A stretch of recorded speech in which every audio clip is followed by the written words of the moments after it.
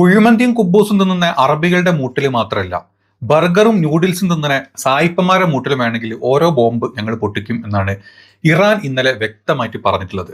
ഒരു വല്ലാത്ത ന്യൂസ് ആട്ടോ. നമുക്ക് ആ ന്യൂസിലോട്ട് പോവാം.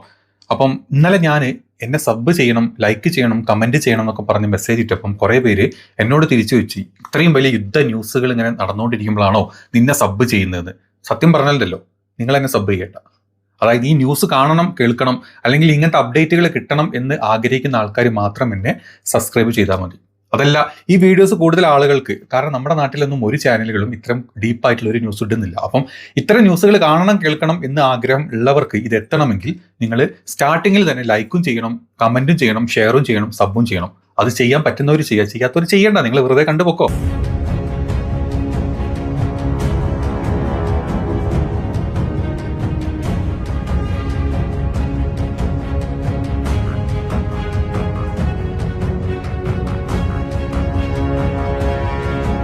കറക്റ്റായിട്ട് യൂറോപ്യൻ യൂണിയന്റെ മുഖത്തടിച്ച പോലത്തെ മറുപടിയായിരുന്നു ഇന്നലെ തുർക്കിയിലെ ഇസ്താൻബുളിൽ വെച്ചിട്ട് ഈ ഇറാന്റെ പ്രതിനിധി നല്ല കറക്റ്റായിട്ടുള്ള മറുപടി കൊടുത്തിട്ടുണ്ട്. നമുക്ക് ന്യൂസിലോട്ട് ഒന്ന് പോവാം.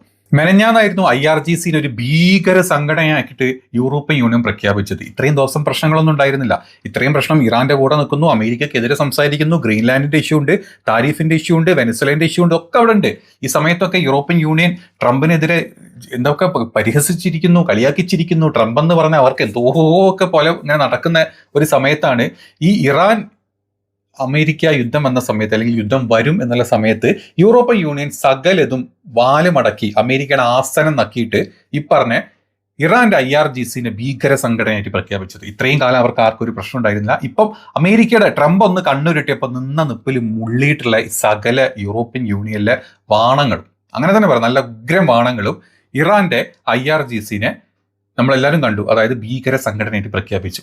The decision they made was a major strategic error, just like their previous mistake concerning the so-called snapback mechanism, and they have progressively marginalized their influence and presence in the affairs of our region.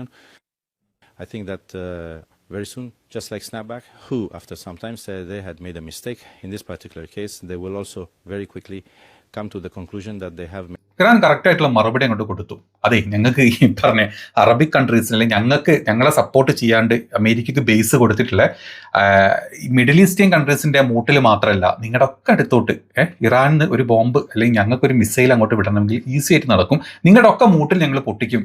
അല്ല, ഇമാതിരി ഊളല്ലാത്ത പരിപാടി ചെയ്യരുത് എന്നുള്ളത് ഇറാന്റെ വിദേശകാര്യമന്ത്രിയായിട്ടുള്ള Abbas അറാച്ചി ഇന്നലെ ഇസ്താൻബുളിൽ വെച്ച് പറഞ്ഞിട്ടുണ്ട്. എങ്ങനെ ഇസ്താൻബുളിൽ എത്തി, അല്ലെ തുർക്കിയിൽ എത്തിയിട്ട് ഇങ്ങനെ സംസാരം എന്തിനുണ്ടായി നിങ്ങൾ ചിന്തിക്കുന്നുണ്ടാവും അല്ലെ? അവിടെ ഒരു ടെസ്റ്റ് ഉണ്ട്, അതും കൂടെ പറഞ്ഞുതരാം. അപ്പൊ ന്യൂസിന്റെ ഡീറ്റെയിൽസ് ഇങ്ങനെയാണ്. യൂറോപ്യൻ യൂണിയന്റെ തീരുമാനം എന്ന് പറഞ്ഞു കഴിഞ്ഞാൽ ഇറാൻ റവല്യൂഷണറി ഗാർഡിനെ അൽ ഖ്വയ്ദ, ഹമാസ്, ISIS എന്നീ പോലുള്ള ഒരു ഭീകര സംഘടനയാക്കിയിട്ടാണ് യൂറോപ്യൻ യൂണിയൻ ഐക്യകണ്ഠേന പ്രഖ്യാപിച്ചിട്ടുള്ളത്. ഇറാനിലെ പ്രതിഷേധക്കാർക്ക് നേരെയുള്ള അടിച്ചമർത്തലുകളാണ്, മനുഷ്യാവകാശപരമായിട്ടുള്ള ലംഘനങ്ങളാണ് ഇതിനുള്ള കാരണമായിട്ട് ഇവർ പറയുന്നത്. ഇന്നലെ വരെ ഇല്ലാത്ത കാര്യം പെട്ടെന്ന് ഇന്നലെ അങ്ങോട്ട് പൊട്ടിമുളച്ചിട്ടുള്ള കാര്യം. അപ്പം ഇറാന്റെ മുന്നറിയിപ്പ് എന്നുള്ള വളരെ സിമ്പിളാണ്. യൂറോപ്പിന്റെ ഈ ഒരു തീരുമാനം ഒരു വലിയ നയതന്ത്ര പിശക് തന്നെയാണ് അവർ കാണിച്ചിട്ടുള്ളത് എന്നാണ് വിദേശകാര്യമന്ത്രി, അതായത് ഇറാന്റെ വിദേശകാര്യമന്ത്രിയായിട്ടുള്ള അബ്ബാസ് അറാച്ചി ഇന്നലെ പറഞ്ഞിട്ടുള്ളത്. ഇതിന് യൂറോപ്പ് മൊത്തം ഖേദിക്കേണ്ടി വരും. ഇതിന്റെ ഈ ഒരു യൂറോപ്യൻ മേഖലയിൽ സമാധാന ശ്രമങ്ങളെ തകർക്കുന്ന രീതിയിലാണ് ഇത്തരം തീരുമാനങ്ങൾ എന്നാണ് പറഞ്ഞത്. അതായത് ഇറാൻ വളരെ സിമ്പിളാണ് കാര്യം പറഞ്ഞത്. ഞങ്ങൾ ഏതായാലും ഞങ്ങളെ പൊന്മാര്, അല്ലെങ്കിൽ അമേരിക്കയും ഈ പറഞ്ഞ ബ്രിട്ടനും ഇസ്രായേലും കൂടെ ഈ സകല ഈ എന്താ പറയാ, ഈ നമ്മൾ ഈ തവളമട്ടലുകൾ ഉണ്ടല്ലോ, എല്ലാം കൂടെ ഇങ്ങനെ പെരുകി പോകുന്നേ, നിങ്ങളെല്ലാവരും കൂടെ ഞങ്ങളെല്ലാണ്ടാക്കും, ഞങ്ങൾ ഇല്ലാണ്ടാവുന്നത്, ഞങ്ങൾ ചത്തൊടുങ്ങും എന്നുള്ള അവസ്ഥ വരുന്നതിന്റെ മുമ്പായിട്ട് നിങ്ങളുടെ ഒക്കെ സകല സ്ഥലത്തും ഒരു ബോംബെങ്കിലും ഞങ്ങൾ പൊട്ടിക്കും, നിങ്ങളുടെ സമാധാനം തകർത്തിട്ടേ ഞങ്ങൾ ഇല്ലാണ്ടാവൂ എന്നാണ് ഇന്നലെ പുള്ളി വളരെ വ്യക്തമായിട്ട് സംസാരിച്ചിട്ടുള്ളത്. And I am surprised that they themselves are doing this to themselves with their own hands. This shows that Europe has no proper understanding of international conditions, no proper understanding of the conditions of our region, and no proper understanding of its own interests. The decision they made was a major strategic error, just like their previous mistake concerning the so-called snapback mechanism, and they have progressively marginalized their influence and presence in the affairs of our region.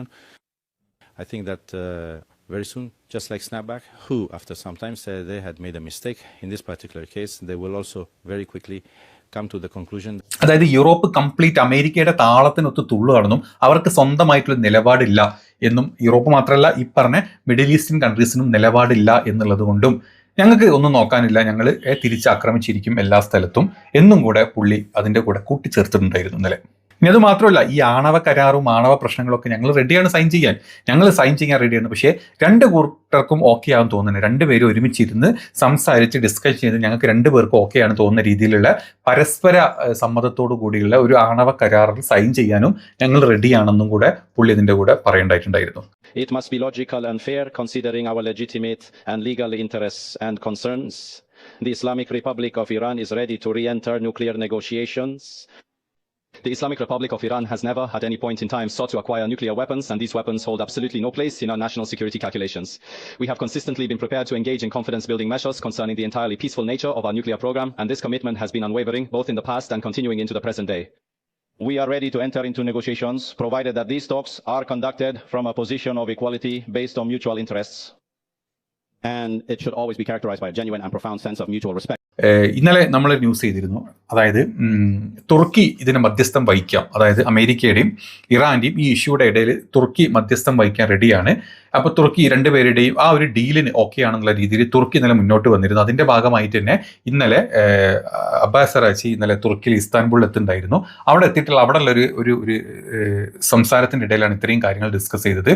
പക്ഷേ അവർ റെഡിയാണ്, ഞങ്ങൾ രണ്ടുപേരും ഒരുമിച്ചിരുന്ന് സംസാരിക്കാം അല്ലെങ്കിൽ discussion റെഡിയാണ് എന്ന് പറഞ്ഞ സമയത്ത് അമേരിക്ക നേരെ പ്ലേറ്റ് അങ്ങോട്ട് തിരിച്ചിട്ടു. ഇല്ല, ഞങ്ങൾ റെഡിയല്ല, കാരണം ഞങ്ങൾ പറയുന്നത് അങ്ങോട്ട് കേട്ടോളൂ, ഞങ്ങൾ പറയാണ് ഉണ്ടാക്കാൻ പാടില്ല, ഉണ്ടാക്കരുത്, ഇസ്രായേൽ ഉണ്ടാക്കിക്കോട്ടെ, അവരുണ്ടായിക്കോട്ടെ, അത് ഇസ്രായേൽ എന്ന് പറഞ്ഞാൽ ഞങ്ങൾ കുണ്ടിയല്ലേ, ഞങ്ങൾക്ക് എന്ത് വേണമെങ്കിലും ആവും, അതിൻ്റെ ഇടയ്ക്ക് നിങ്ങളെപ്പോലത്തെ ആൾക്കാരൊന്നും വരാൻ പാടില്ല, ഇസ്രായേലിന് ഇതൊന്നും ബാധകമല്ല, ഞങ്ങൾക്ക് ഇതൊന്നും ബാധകമല്ല, ഉത്തര കൊറിയ ഇത് ഉണ്ടാക്കിയിട്ടുണ്ട്, ഞങ്ങൾക്ക് പേടിയാണ്, ഞങ്ങൾ അങ്ങോട്ട് പോകണില്ല, പക്ഷേ ഇറാൻ ഇത് ഉണ്ടാക്കാൻ ശ്രമിച്ചു കഴിഞ്ഞാൽ ഞങ്ങൾ അടിക്കും. ഇവിടുത്തെ ന്യായമാണ്.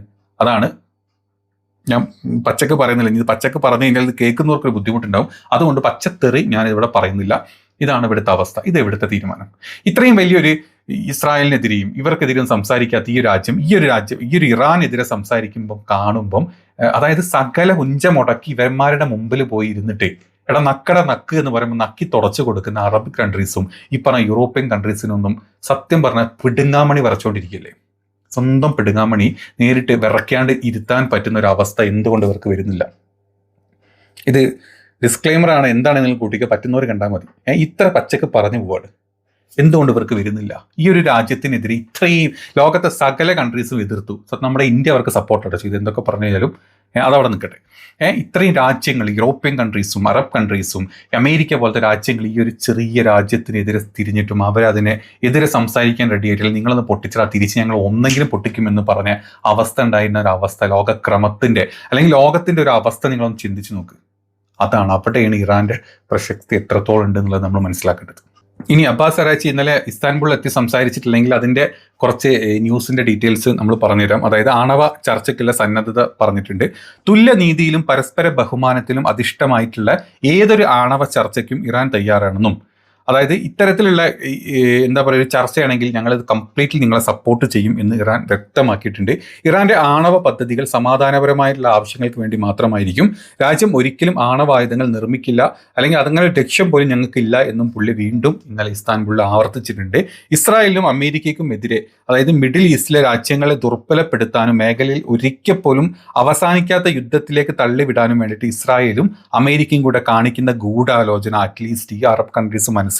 അത് മാത്രമല്ല, ഇസ്രായേലിന് അമേരിക്ക നൽകുന്ന പരിധിയില്ലാത്ത പിന്തുണയെ മുൻകാല ചർച്ചകളിൽ അമേരിക്ക കാണിച്ച വിശ്വാസ വഞ്ചനയും പുള്ളി സംസാരിച്ചിട്ടുണ്ട്. പലവട്ടം അമേരിക്കയും ഇസ്രായേലും വിശ്വാസ വഞ്ചന കാണിച്ചിട്ടുണ്ട്. ഈ രണ്ട് കൂട്ടരും വിശ്വാസവഞ്ചന കാണിക്കുന്നതിലാണ് ഏറ്റവും ഫസ്റ്റ്. നോബൽ സമ്മാനം കിട്ടുന്നതിലും വേറെ ഒന്നുമില്ല, വിശ്വാസവഞ്ചന കാണിച്ചിട്ട് ഏതൊരുത്തനെയും ചതിച്ചു നേടുന്ന വിജയത്തിൽ മാത്രം മുന്നോട്ട് ചിന്തിക്കുന്ന ഒരു രാജ്യങ്ങളായിട്ട് മാറിയിട്ടുണ്ട് രണ്ട് രാജ്യങ്ങളും. അവരെ കൂട്ടുപിടിച്ചില്ലെങ്കിൽ അവരെ ആസനം നക്കി നടക്കുന്ന മറ്റ് യൂറോപ്യൻ കൺട്രീസും മിഡിൽ ഈസ്റ്റേൺ കൺട്രീസും നമ്മളിപ്പോൾ മുമ്പിൽ കാണുന്നത്. അത് വ്യക്തമായിട്ട് പുള്ളി പറഞ്ഞിട്ടുണ്ട്. ഇനി തുർക്കിയുമായിട്ടുള്ള സഹകരണം, അതായത് ഇറാന്റെ ഏത് പ്രതിസന്ധി ഘട്ടങ്ങളിലും തുർക്കി എന്നുള്ള ഒരു രാജ്യം കൂടെ നിന്നിട്ടുണ്ടെന്ന് എന്ന് മാത്രമല്ല, ജനുവരിയിലെ തീവ്രവാദ ആക്രമണങ്ങളെ അപലപിച്ചതും അദ്ദേഹം തുർക്കിയോട് നന്ദി പറഞ്ഞിട്ടുണ്ട്. പിന്നെ മേഖലയിലെ പ്രശ്നങ്ങൾ രാജ്യത്തെ തന്നെ പരിഹരിക്കാൻ കാരണം തന്നെ തുർക്കിയുടെ നിലപാട്, അതായത് തുർക്കി അത് മേഖലയിൽ ഒരുപാട് പ്രശ്നങ്ങൾ, ഈ പറഞ്ഞ മൊസാദും CIA എന്നിട്ട് ഇവിടെ വന്ന പല പ്രശ്നങ്ങളും ഉണ്ടാക്കിയിട്ടുണ്ട്. അതിന് ഞങ്ങൾക്ക് സപ്പോർട്ട് നൽകി, പിന്തുണ നൽകി ഞങ്ങളെ സഹായിച്ചിട്ടുള്ളതും തുർക്കിയാണെന്നും കൂടെ പുള്ളി ഇന്നലത്തെ സംസാരത്തിൽ പറഞ്ഞിട്ടുണ്ട്.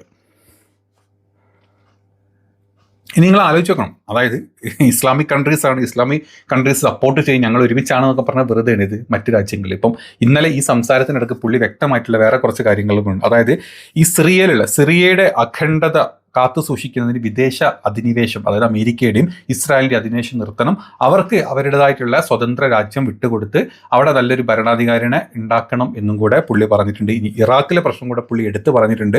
അതായത് ഇറാഖിലെ തെരഞ്ഞെടുപ്പിൽ ഉയർന്ന വോട്ടിംഗ് ശതമാനം, അതായത് അവിടുത്തെ ഇപ്പോൾ ഒരു തെരഞ്ഞെടുപ്പ് ഉണ്ടായതിൽ ഉയർന്ന വോട്ടിംഗ് ശതമാനം പുള്ളി അത് അഭിനന്ദിക്കേണ്ടതായിട്ടുണ്ട്. ജനങ്ങളുടെ തീരുമാനത്തെ മാനിക്കണം, അല്ലാണ്ട് അമേരിക്കയുടെയും ഇസ്രായേലിൻ്റെയും തീരുമാനങ്ങളല്ല ഇറാഖിൽ മാനിക്കേണ്ടത് എന്നും പുള്ളി ഇതിൻ്റെ കൂടെ കൂട്ടിച്ചേർത്തു. ഇനി നെക്സ്റ്റ് അതായത് ഈ പറഞ്ഞ അമേരിക്കയും ഇസ്രായേലും പ്രശ്നം ഉണ്ടാക്കുന്നത് ലെബനനിലാണ്. അപ്പോൾ ലെബനനിലെ സുരക്ഷാ കാര്യങ്ങളിലും അവിടുത്തെ എല്ലാ ഗ്രൂപ്പുകളെയും ചേർത്ത് തീരുമാനം എടുക്കണമെന്നും കൂടെ പുള്ളി വ്യക്തമാക്കിയിട്ടുണ്ട്. പിന്നെ പലസ്തീൻ ഗസ കാര്യങ്ങൾ, ഗസയിലെ കൂട്ടക്കൊല ഉടൻ അവസാനിപ്പിക്കണമെന്നും പലസ്തീൻ ജനതയ്ക്ക് മാനുഷികപരമായിട്ടുള്ള സഹായങ്ങൾ എത്തിക്കണമെന്നും പുള്ളി പറഞ്ഞിട്ടുണ്ട്. നിങ്ങളൊന്ന് ആലോചിച്ച് നോക്ക്, അമേരിക്ക ഇസ്രായേൽ പിടിച്ചിട്ടുള്ള സ്ഥലങ്ങളാണ് സിറിയ, ഇറാഖ്, ലബൻ, ഗസ. ഈ സ്ഥലങ്ങളിലൊക്കെ അവരുടെ തീരുമാനം, അവിടുത്തെ ജനങ്ങളുടെ തീരുമാനങ്ങൾക്കനുസരിച്ച് സംസാരിക്കണം എന്നാണ് ഇറാന്റെ ഒരു തീരുമാനം. ഈ പറഞ്ഞ ലോക രാജ്യങ്ങളിൽ, യൂറോപ്യൻ രാജ്യങ്ങളെടുത്തോ മിഡിൽ ഈസ്റ്റേൺ രാജ്യങ്ങളെടുത്തോ, ഈ രണ്ട് കൂട്ടരും ഈ പറഞ്ഞ രാജ്യങ്ങളുടെ താല്പര്യങ്ങൾക്കാണോ സംസാരിച്ചത്? ഒരിക്കലുമില്ല. ഇത് സംസാരിച്ചത് അമേരിക്ക പറയുന്നത്, ഇസ്രായേൽ പറയുന്ന അപ്പടി കേട്ട് അവന്മാരുടെ കാല് നക്കി. സവർക്കർ എങ്ങനെയാണോ ഈ നമ്മുടെ ബ്രിട്ടീഷുകാരുടെ കാല് നക്കി ജയിലിൽ നിന്ന് പുറത്തിറങ്ങിയത്, അതുപോലെ ഇവരുടെ കാല് നക്കിയിട്ടാണ് ഈ രണ്ട് കൂട്ടരും ജീവിച്ചുകൊണ്ടിരിക്കുന്നത്. അതിനെതിരെ നിൽക്കുന്നതാണ് ഇറാൻ. അതുകൊണ്ടാണ് ഇറാനെതിരെ ഈ സകല രാജ്യങ്ങളും ഇപ്പോൾ തിരിയുന്നത്. ഇന്നലെ നടന്നിട്ടുള്ള ചില ന്യൂസിൻ്റെ അപ്ഡേറ്റുകളാണ്. പറ്റുമെങ്കിൽ ഇഷ്ടമാണ് എന്നുള്ളവർ മാത്രം ലൈക്കും കമൻറ്റും ഷെയറും ഒക്കെ ചെയ്താൽ മതി. അതല്ല ഇങ്ങനത്തെ വർത്താനൊക്കെ പറഞ്ഞപ്പോൾ ഇത് നടന്നുകൊണ്ടിരിക്കുമ്പോഴാണോ നിൻ്റെ സബ് അല്ലെങ്കിൽ നിൻ്റെ ഇഷ്ടം, നിൻ്റെ കമൻറ്റ് ഷെയറിങ് തിന്നുന്നവർ അല്ലെങ്കിൽ ചിന്തിക്കുന്നവർ ഒരു തേങ്ങയും ചെയ്യേണ്ട, നിങ്ങളുടെ വഴിക്ക് പൊക്കോ.